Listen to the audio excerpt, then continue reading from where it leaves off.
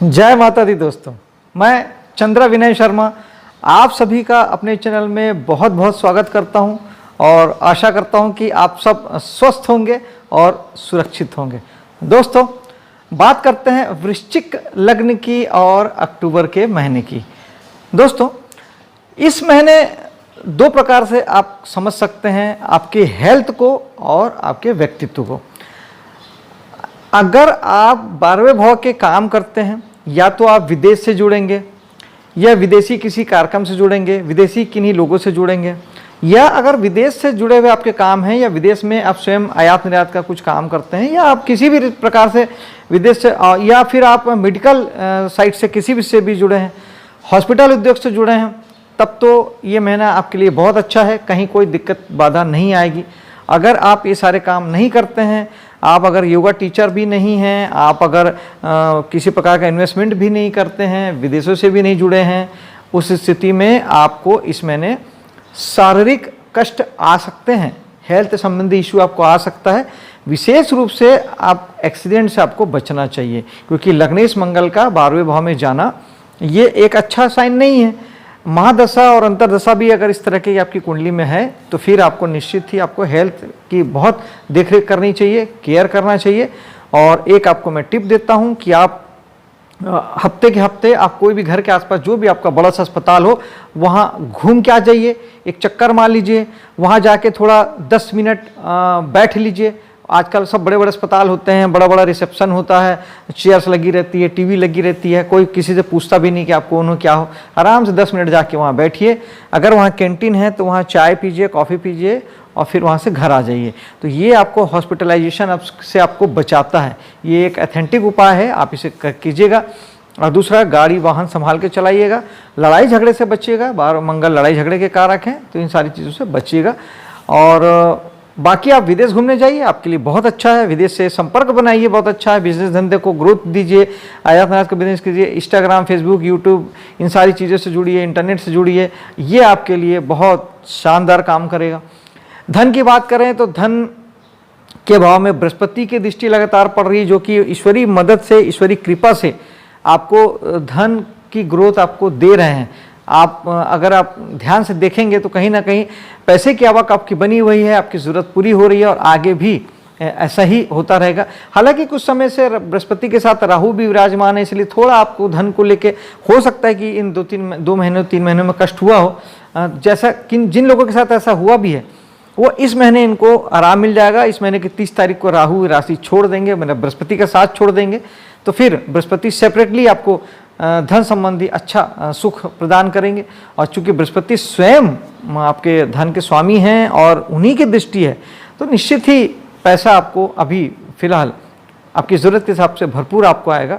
आपको धर्म से जुड़ना चाहिए, मंदिर आदि जाना चाहिए, पूजा पाठ में आपको जुड़ना चाहिए, क्योंकि बृहस्पति इन्हीं सब चीज़ों के कारक हैं। अपने संस्कारों से जुड़ना चाहिए, अपने धर्म गुरुओं से जुड़ना चाहिए, गुरु के सानिध्य में जाना चाहिए। ये आपके लिए इस समय धनदायक साबित होगा। साहस पराक्रम बढ़ेगा आपके मकान के लिए, वाहन के लिए और निजी सुख साधन के लिए। शनि पराक्रम के स्वामी होकर चौथे में जाके बैठे हैं, और चौथे में शनि मूल त्रिकोण राशि में बैठते हैं। शनि जहाँ बैठे हैं उस भाव को बलवान करते हैं। शनि स्वयं बलवान हो गए अपनी मूल त्रिकोण राशि में बैठ के, तो चौथा भाव आपका बहुत बलवान हो गया। मकान आपको निश्चित ही प्रबलता से आपको प्राप्त होगा, वाहन आपको प्रबलता से आपको प्राप्त होगी। घर का सुख साधन के लिए आप ध्यान देंगे, और ध्यान आपको देना भी चाहिए। शनि चाहते भी हैं कि आप अपने मकान, वाहन और अपने निजी सुख शांति के लिए आप ध्यान दें। आप चौथे भाव के काम करते हैं, अगर जैसा बिल्डर हैं, मकान किराए से देते हैं, गाड़ी किराए से देते हैं, गाड़ी खरीदी बिक्री का काम करते हैं, किसी प्रकार के हाउस होल्ड अनाज का व्यापार है, मान लीजिए आप इंटीरियर डेकोरेशन का काम करते हैं, किसी भी प्रकार से घर और घरेलू चीज़ों से जुड़ के जब भी आप काम करते हैं तो शनि आपको अच्छा फल देंगे और काफ़ी मजबूती देंगे, और आप सारी चीज़ें आपको इस्टेब्लिश होगी। लेकिन आपको यहाँ मेहनत भी करनी पड़ेगी, क्योंकि शनि का नैसर्गिक स्वभाव है कि शनि जहाँ से जुड़ते हैं चाहते हैं कि आप भी वहाँ से जुड़ जाइए और वहाँ के लिए आप मेहनत कीजिए। आगे चलते हैं पंचम भाव की ओर। पंचमेश बृहस्पति का आपके धन भाव में बैठने का अर्थ यह है कि आपको कहीं ना कहीं बैठे नहीं है, बृहस्पति की दृष्टि है वहाँ, लेकिन पंचमेश का वहाँ दृष्टि होने का अर्थ भी ये है कि आपको पंचम भाव से भी धन की प्राप्ति हो सकती है।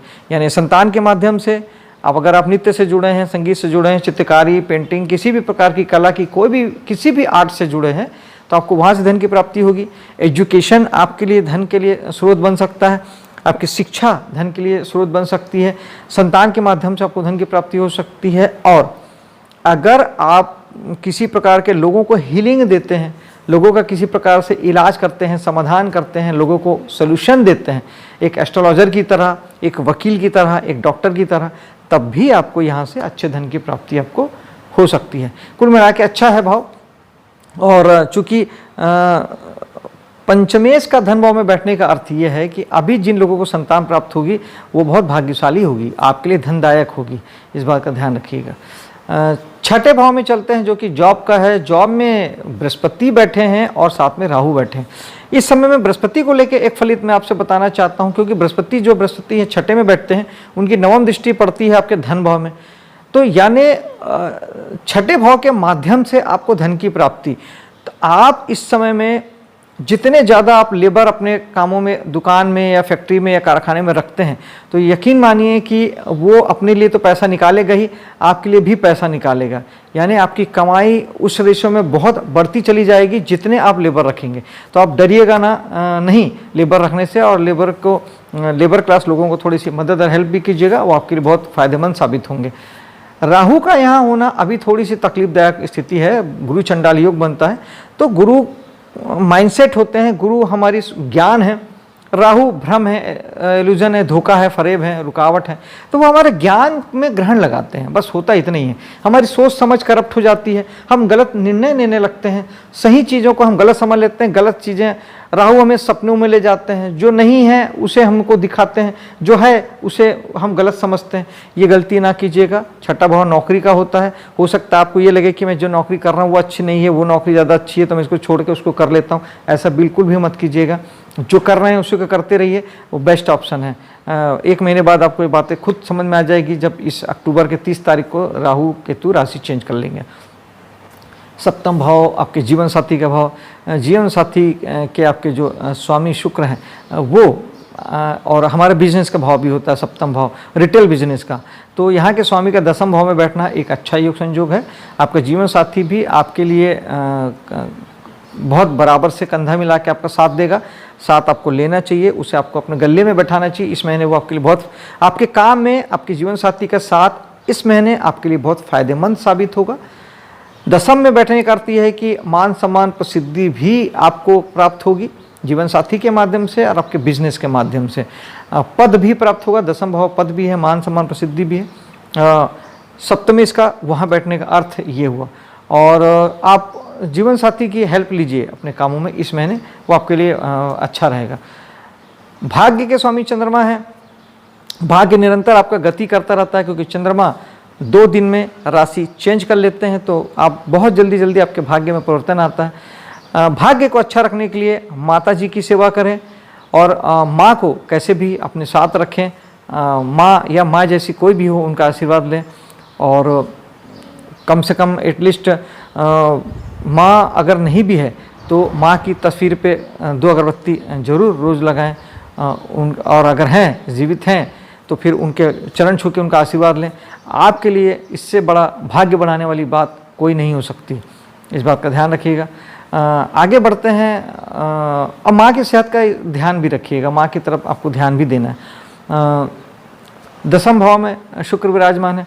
शुक्र कहीं ना कहीं आपके कर्म क्षेत्र में, आपके वर्किंग प्लेस में, चाहे वो बिजनेस हो, चाहे नौकरी हो, चाहे कुछ भी काम हो, सुख सुविधा की प्राप्ति आपको कराएंगे, क्योंकि शुक्र लग्जरी के कारक हैं, सुख सुविधा के कारक हैं, भोग विलास के कारक हैं। तो ये आपके कर्म क्षेत्र में आपका बढ़ेगा, सफलता बढ़ेगी, आपका काम बढ़ेगा, और आप जीवन में ज़्यादा बेहतर ढंग से मान सम्मान भी प्राप्त कर पाएंगे।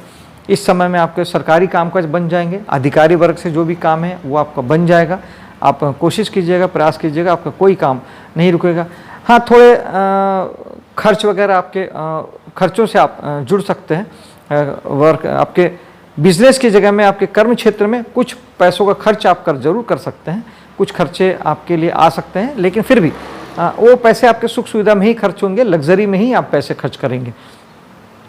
एकादश भाव चलते हैं जो कि सुख सुविधा का है, मान सम्मान, हाईली मान सम्मान का है, जिसे हम ध्वज कहते हैं, बैनर का है, इच्छा पूर्ति का है और लाभ का है, दोस्तों का है, समाज का है, सामाजिक जीवन का है, बड़े भाई बहनों का है।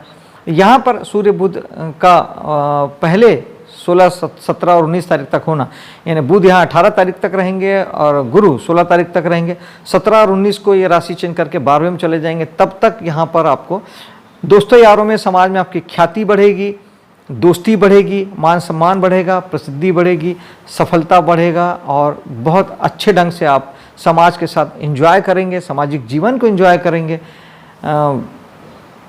सामाजिक उत्सवों में आप शामिल होंगे। ये 16-17 तारीख तक। इसके बाद जब ये वहाँ आपके 12वें में चले जाएंगे, तब 12वें भाव में इस समय में, इस महीने आपके 4 ग्रहों विराजमान हैं। केतु ऑलरेडी यहाँ पे इस महीने अंतिम विराजमान रहेंगे, बृहस्पति की दृष्टि यहाँ पर है, बुध, सूर्य यहाँ 17 और 19 को आ जाएंगे और मंगल पूरे महीने आपके यहाँ पर रहने वाले हैं तुला राशि में 12वें भाव में अक्टूबर के महीने में। अक्टूबर के महीने को आपको बहुत ध्यान देने की ज़रूरत है, हेल्थ संबंधी ध्यान देने की ज़रूरत है, खर्चों पे कंट्रोल करने की ज़रूरत है। सूर्य को जल दीजिए, बुध के लिए हरे मूंग की दाल का दान कीजिए।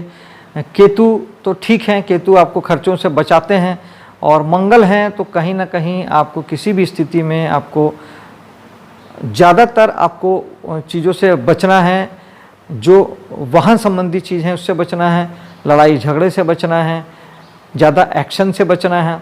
ये सारी चीज़ों से आप बचेंगे तो आपको रिजल्ट अच्छा आएगा। इस महीने आपको ज़्यादा खर्च हो सकता है, इसलिए बहुत सोच समझ के खर्च करें और हेल्थ का ज़रूर ध्यान रखें। सरकारी काम काजों में भी नियमित रहें, कोई काम बचा के न रखें, वहाँ वो भी ठीक ठाक ढंग से अपने निपटा लें, जिससे आपको किसी प्रकार की दिक्कतों का सामना ना करना पड़े। और बेहतर होगा कि हॉस्पिटल का चक्कर एक ज़रूर मारा है, क्योंकि हमारा जो 12वां भाव होता है हॉस्पिटलाइजेशन का भी होता है। जो लोग विदेश से जुड़ के काम कर रहे हैं उनके लिए सुपर सक्सेस का टाइम है। 4 ग्रहों का यहाँ पे होना आपको विदेश में बहुत सफलता देगा, आयात निर्यात में सफलता देगा, कमीशन से वहाँ से जुड़ के काम कर रहे हैं उसमें सफलता देगा, फेसबुक, इंस्टाग्राम, ट्विटर आदमी जुड़ के काम कर रहे हैं, इंटरनेट से जुड़ के काम कर रहे हैं तो उसमें सक्सेस मिलेगी।